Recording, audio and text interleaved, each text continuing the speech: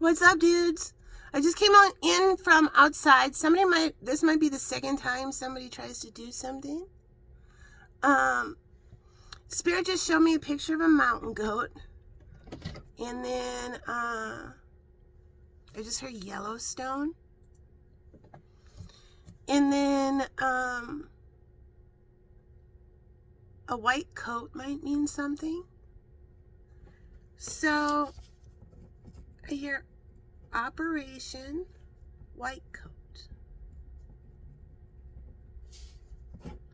And that viral video of Pope Francis, that viral picture when he was wearing that puffy coat, and everybody's like, look at the Pope in the coat. He was wearing a puffy white coat. Yeah, let me see if I can find a picture. So we're going to talk about religious indoctrination. We're going to touch on it. Puffy white coat, Pope. So a lot of people fell for this picture. When I saw it, I immediately knew that was a fake picture. How did I know? Because I know about Catholicism. And so my family wasn't super strict Catholics, but I did go to Catholic school for 9th, 10th, and half of 11th grade. So the Catholic religion had a bunch of problems with their popes.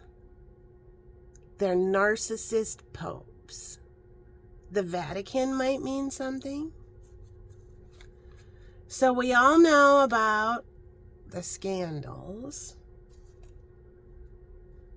And they were trying to get away from popes who loved their bejeweled robes and their bejeweled slippers. Kiss my ring. That vibe wasn't working so well.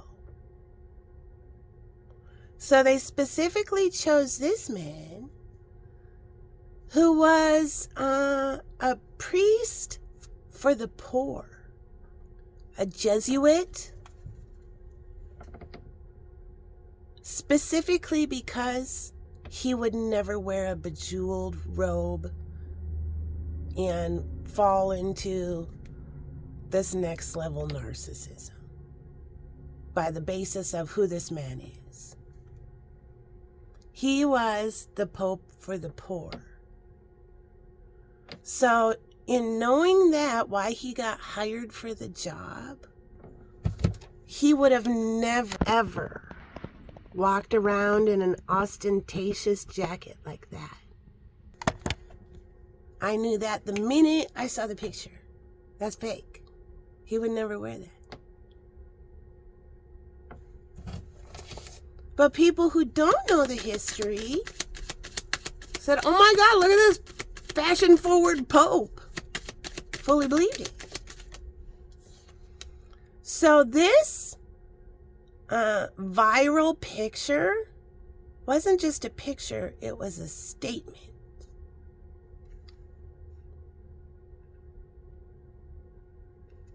All right. The next thing Spirit wants to talk about is, you might hear it. A lot of people have no idea. This isn't top secret. It's just nobody really knows about it. So back in Vietnam, and I believe in Korea too, but especially in Vietnam, when everybody was getting drafted, this certain religion called Seventh-day Adventist does not believe in picking up guns and shooting people. It's completely against their religion. If you're going to be a very strict and devout SDA person, you don't do drugs. You don't do caffeine. You don't,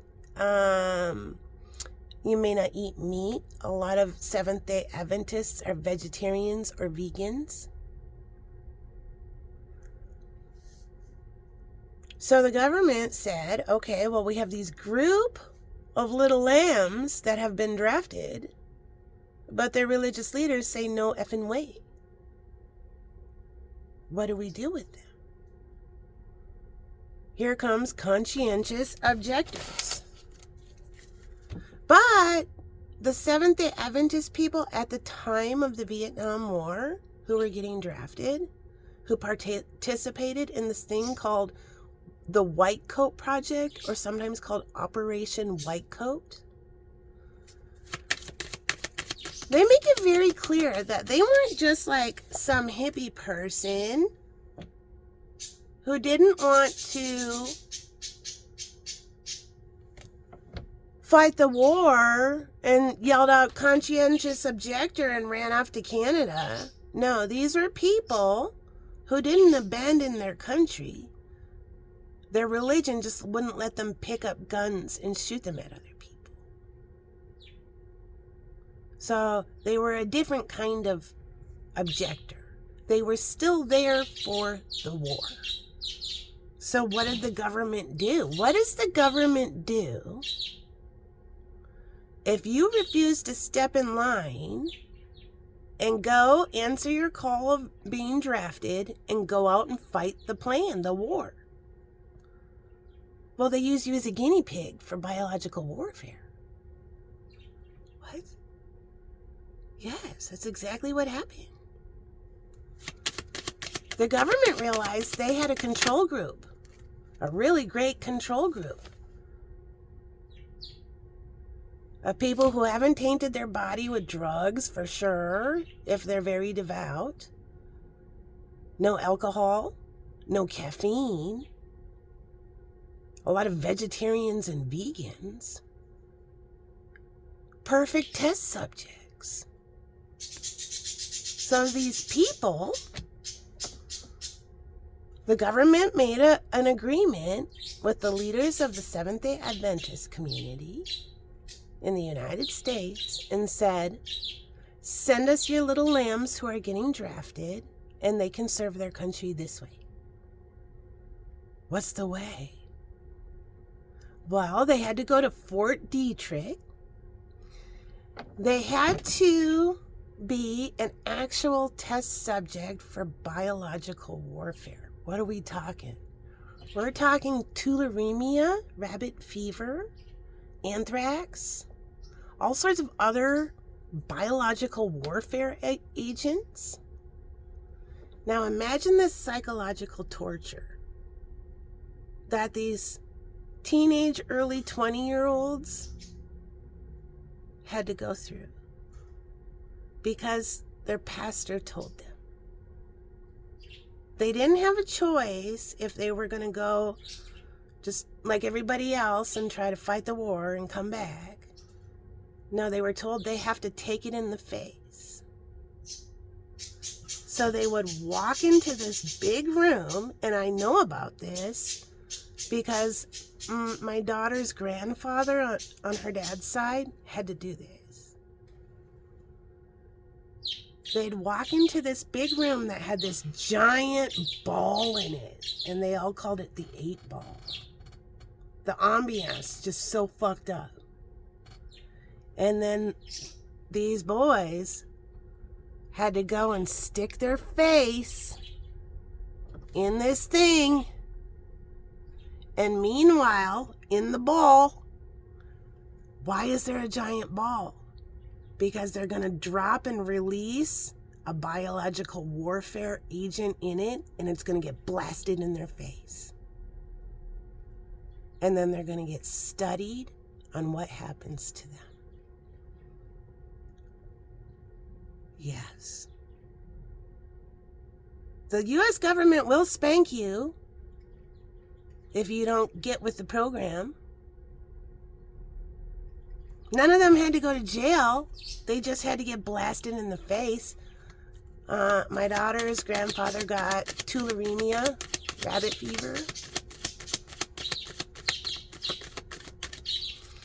told me he felt, and it's interesting to watch the propaganda on it, the United States propaganda about this experience, this experiment they were doing, Operation Whitecoat or Project Whitecoat.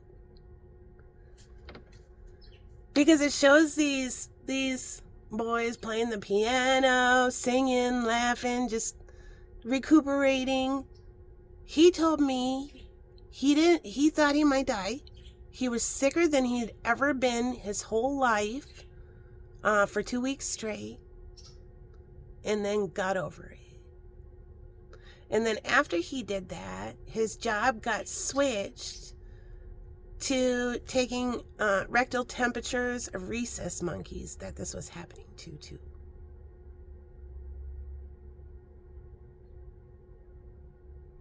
Crazy. Absolutely crazy. And then if you had any after effects, if your body had any after effects, you only had 30 days to report it. So for example, my daughter's grandfather had a lung issue later in life as a senior citizen, a fungus in his lung, something like that. And his wife was absolutely sure that it had to do with getting blasted in the face with tularemia. So they talked to the VA about it. No. He had 30 days from that first exposure. That's it. No help. They got a medal. Anybody that participated in it, they got some sort of participation award. But if you don't follow the plans of the government, yeah, you got 30 days. And then that's it. Then you're fucked. And this organized religion sent all their little lambs to do their service.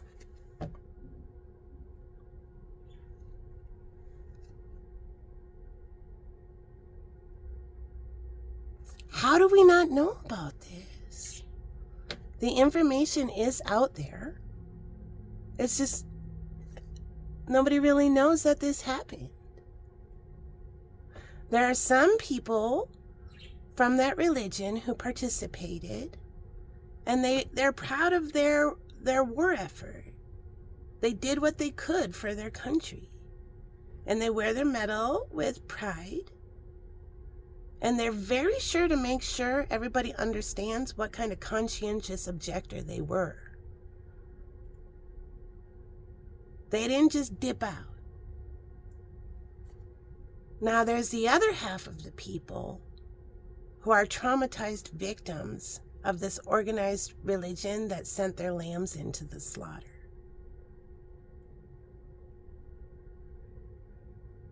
So that's what Spirit wants us to learn about and think about. Because that really did happen. So I'll put there's some little clips, some documentaries, some people talking about their experience with this experiment. And I'll put those all down in the comment section here of this video. And this video originated on YouTube. So I'm talking the comment section of YouTube, the Tarot DJ. So we're all going to learn about the white coat. A white coat might mean something. Writing.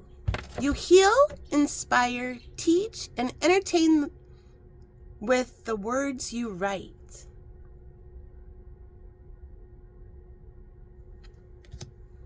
How creepy would that be? A whole television series like American Horror Story, telling the story of Operation Whitecoat? Imagine me.